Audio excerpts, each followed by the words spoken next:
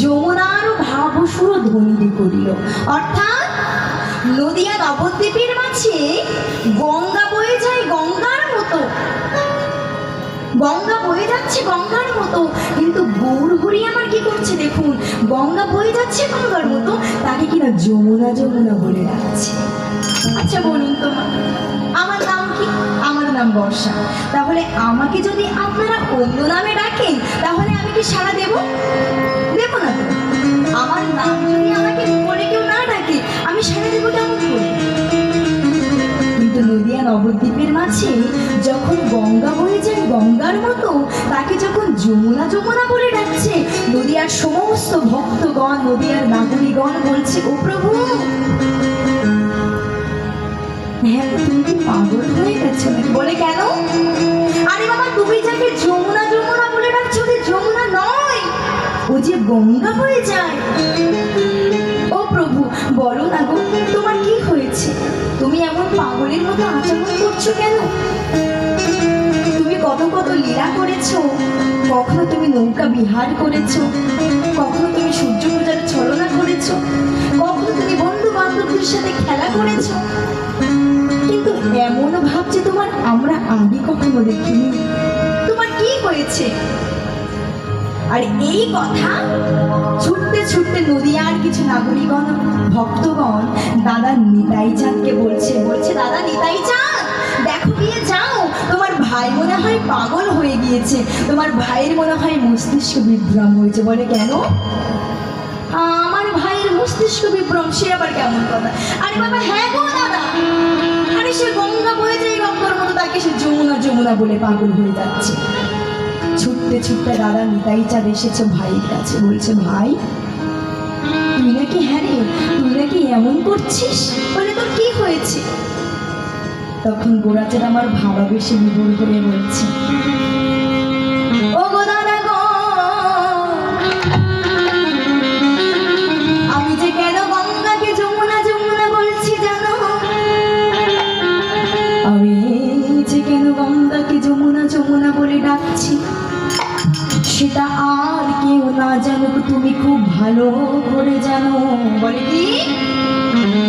আরে ভাই, আমি দেখ, আমি তোর মতো অত লেখাপড়া জানি না, যদি আমি তোর মতো লেখাপড়া জানতাম তাহলে দেখ নদিয়া নবদ্বীপের মাঝে সবাই আমাকে বলতো পণ্ডিত নিতাই চাঁদ, কিন্তু সেটা আমাকে বলে না, সবাই আমাকে বলে পাগল নিতাই, আর তোকে বলে পণ্ডিত নিতাই চাঁদ।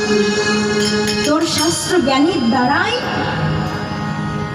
জগৎ সংসারের কণায় কণায় এত জ্ঞানের সৃষ্টি করেছিস, এত আলোর জ্যোতি, আর সেই তুই এত কঠিন ভাবে বলছিস, আমাকে একটু ভালো করে বুঝিয়ে বল ভাই। তখন আমার গোরাচাঁদ সুন্দর করে দাদা নিতাই চাঁদকে ভালো করে বুঝিয়ে বলছে, দাদা শোনো, কারো যদি অঙ্গে কেটে যায় সেটা আমরা দেখলে বুঝতে পারি কেমন করে, না সেখান থেকে রুধির ঝরছে, রুধির মানে রক্ত ঝরছে, তাই তো না? তাই তো বাবা, অঙ্গে কেটে গেলে আমরা বুঝি কেমন করে, না সেখান থেকে রক্ত ঝরে, তাই বুঝতে পারি। সঙ্গে সঙ্গে ডাক্তারের কাছে চলে যায়, ডাক্তারবাবু কি করে, সেই জায়গাটা পরিষ্কার করে মলম লাগিয়ে ব্যান্ডেজ করে দেয়, সমস্যার সমাধান মিটে গেল।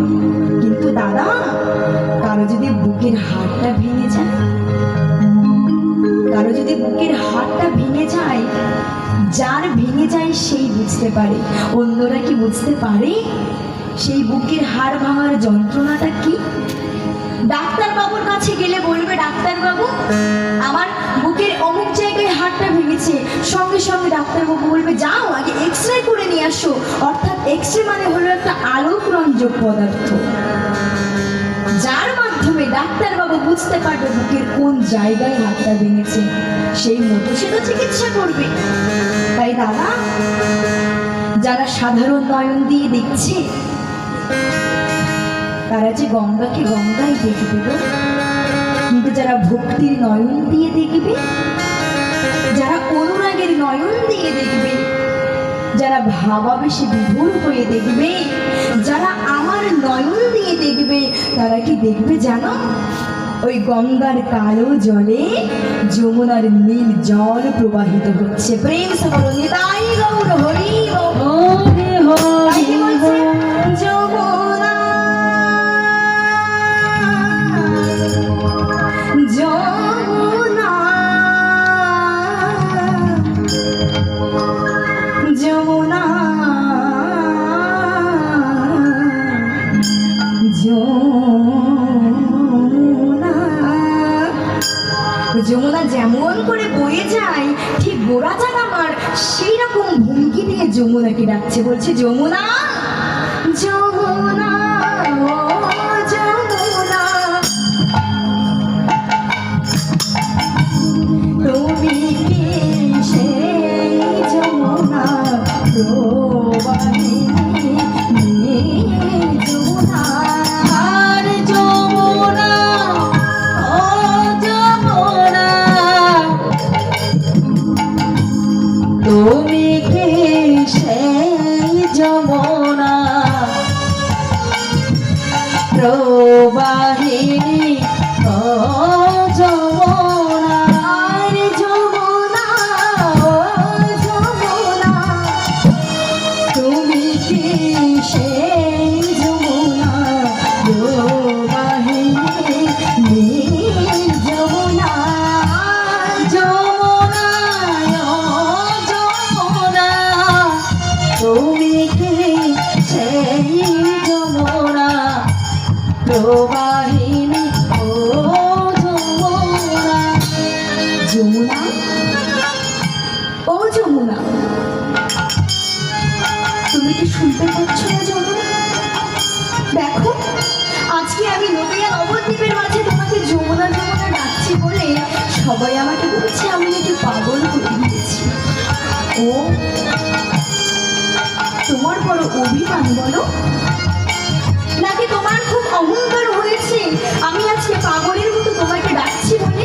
তুমি শুনতে পাচ্ছ না? তোমার একবার শোনো না দয়া করে। ও গো